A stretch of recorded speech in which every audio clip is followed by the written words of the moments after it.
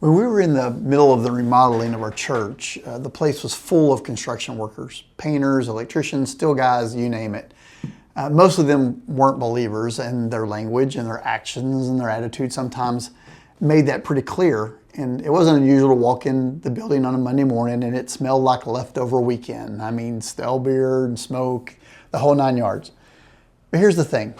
Because honor is one of our core values, we knew we had to make a decision as a staff. We could judge them, criticize them, and keep our distance, or we could see them for who they really were, and that they were people made in the image of God, valuable and worth loving. So as a staff, we decided that we weren't going to pull away. Instead, we were going to lean in, and we got to know them, know their stories. We encouraged them and even had the chance to pray with many of them. And one of the ideas that God put on our hearts was to simply celebrate them. Twice during the construction process, we threw barbecues just for the workers. We cooked, we served, and we publicly thanked them for the incredible work that they were doing.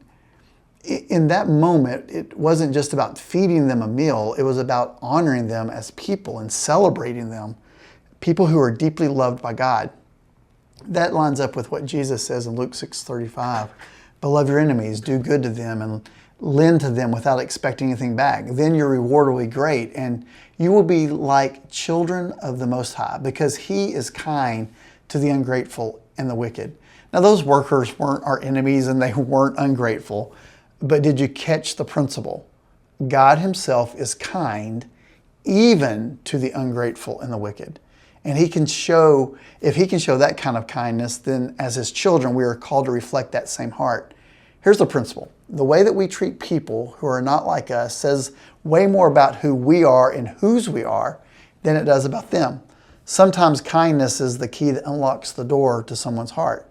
You never know when a simple act of love or just taking the time to honor and celebrate someone might open the way for a meaningful conversation or even a divine encounter.